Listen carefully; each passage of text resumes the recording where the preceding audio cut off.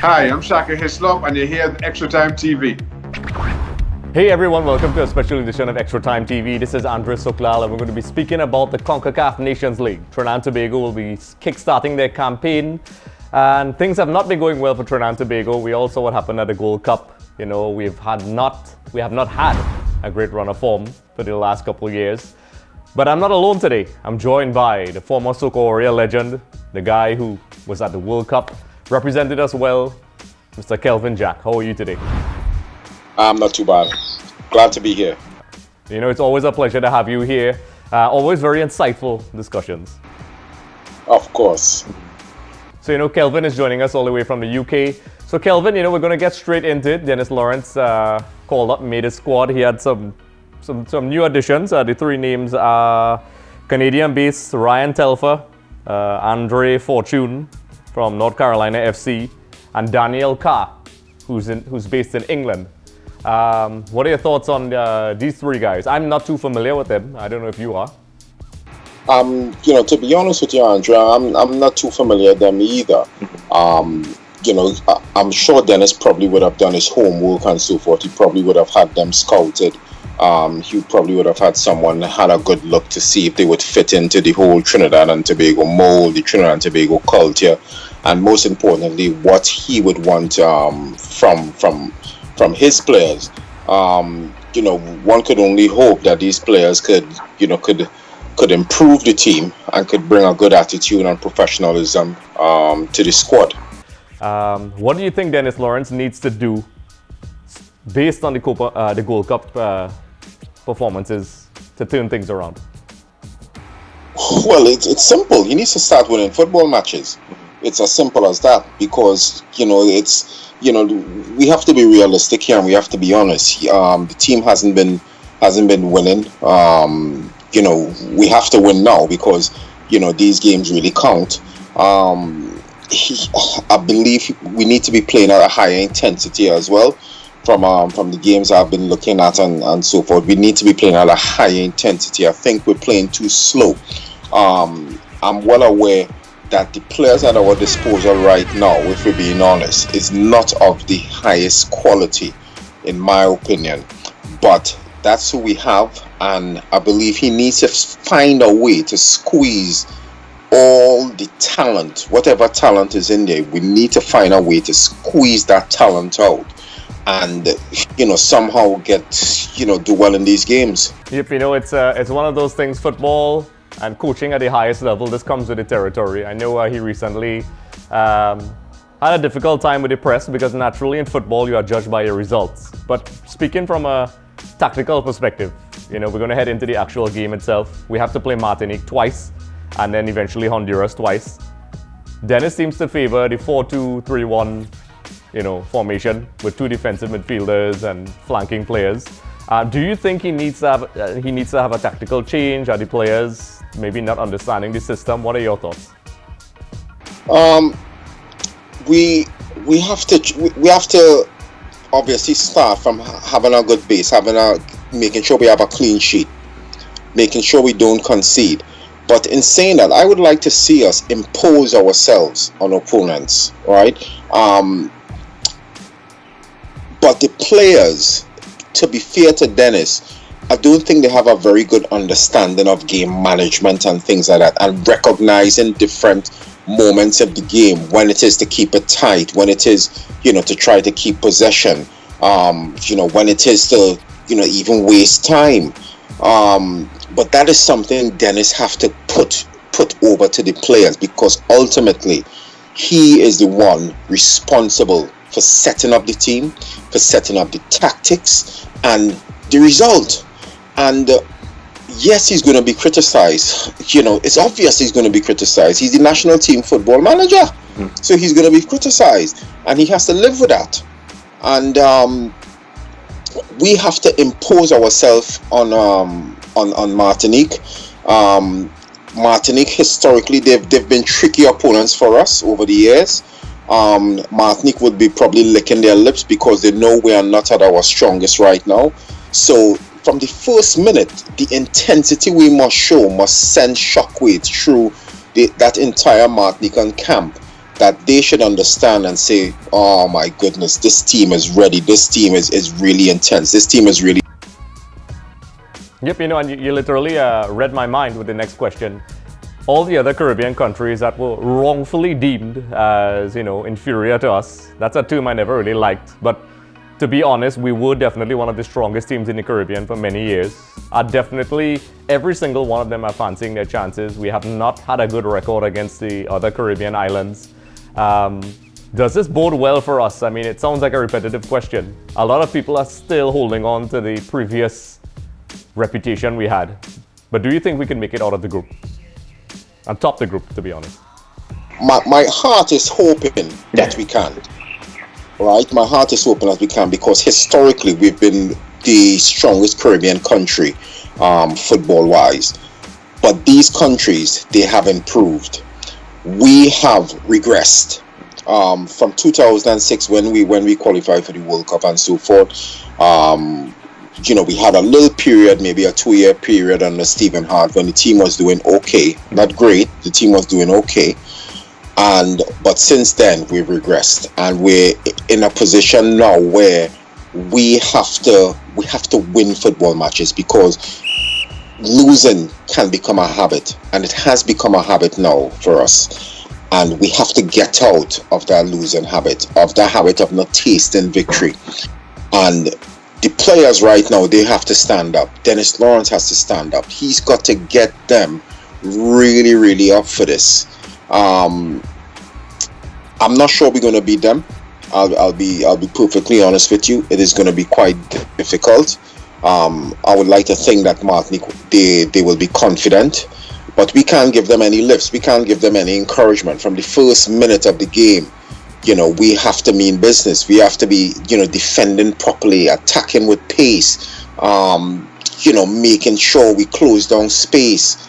We have to do those things right, to not allow Martinique to think that they could live with us. If we don't do that, we're going to be in big trouble. We are in huge, huge trouble, and it's just not going to be good. It's not going to be good. Sorry. And just by observation, going back to the game management aspect of the game, having discussions with Shaka, yourself, and also previous national coaches, one of the things we all noticed is that Trinidad has a tendency, and we touched on this before, that the intensity drops in the second half, particularly around the 60th minute moving onward, in some cases before, depending on the opposition, that it highlights even more the aspect of the game management. And what was brought up is that we made some comparisons to teams like Argentina and the developmental systems and the footballing IQ of players. Do you think that, at least from a developmental level, that we are doing enough to breed players that can handle the national game at that level?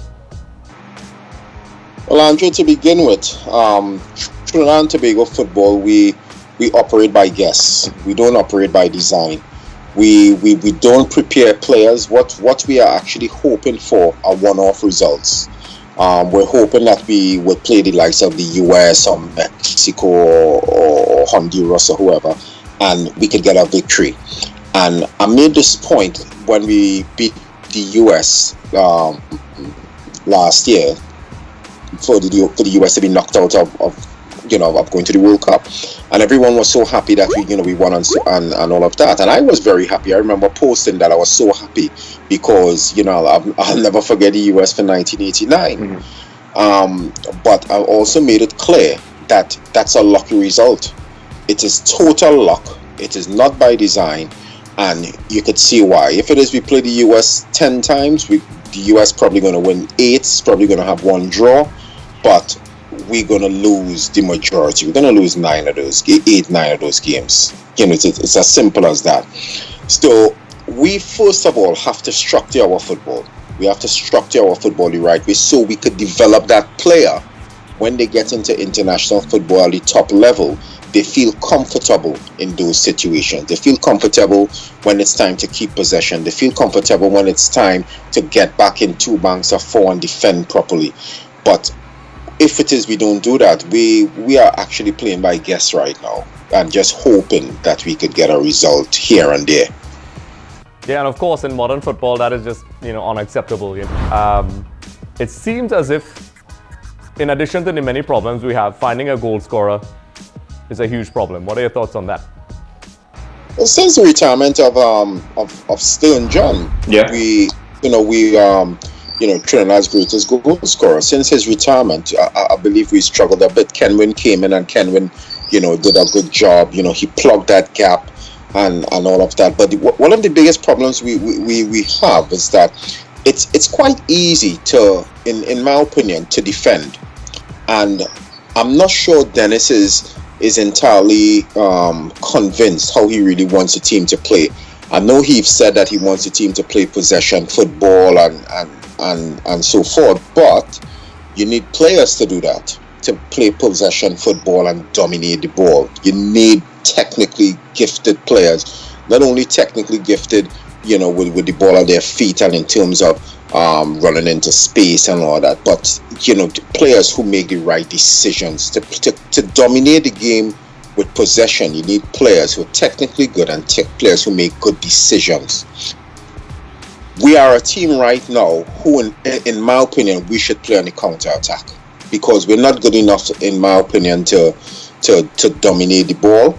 I believe we should play on the counter-attack. We should make sure we don't concede, and he should do quite a bit of work on finishing, because when you play on the counter-attack, you're going to get a few chances. And those chances, you must make that team pay. And then if it is you score that goal, the game all of a sudden opens up, and then you'll have an opportunity to really exploit space after that. But that's probably looking at the teams at the higher level. The USAs, the Honduras, the Mexicos, and what have you. But the likes of Martinique, I'm hoping we could really impose ourselves on Martinique and do something good. So before we move forward, we're just going to take a look at our Twitter polls. 75% of our voters on our Twitter poll says we don't have a chance to make it through. So if for those of you out there who would like to vote, feel free to vote. The link will be in the description below. So be sure to let us know your thoughts. So Kelvin, heading back to what we were saying, how do you think? I don't really like to do predictions in these type of discussions, but how do you think the first game is going to turn out? It's away from home. It's the first game. In a lot of ways, some people are calling it a clean slate protocol for Dennis Lawrence. How do you think the first game is going to turn out? I believe we could get something over there.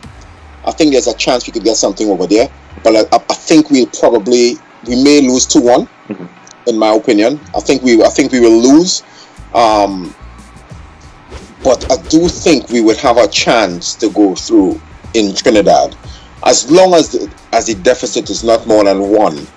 I think we have a chance. If we come back here and the deficit is not more than 1, I believe we should have enough to go through. God forbid that if it is we don't go through and we're not beating Martinique, come on, in all honesty, we should be winning these games. But the way how football has been going now, how the state our football is in right now, it doesn't fill any fan with any confidence at all. Yep, unfortunately, this is a reality. That's just based on the actual facts. Hopefully, the emotional side and the patriotic side comes through and we make it through. If not, we'll definitely be discussing it further, of course. 100%. Fingers crossed. Fingers crossed. Okay, so with that being said, folks, don't forget to like and subscribe to our YouTube channel. Be sure to comment in the comment section below if you have any questions for myself, Kelvin Jack, or anybody else. Don't hesitate to do that, because this topic is a topic that is very combustible, to be honest, and it's going to continue. And let's be honest, we all love Trinidad and Tobago football, and we want us to do well. So Kelvin, it's been a pleasure as always. We're definitely going to have a lot more discussions as the tournament progresses, because as we know, there's a lot to discuss. We just scratched the surface of Trinidad and Tobago football here. So we look forward to chatting with you again, and we really appreciate your contributions to EXTV. It's been absolutely my pleasure. I hope you all enjoyed that episode. Be sure to like and subscribe, because if you don't, a baby puppy cries.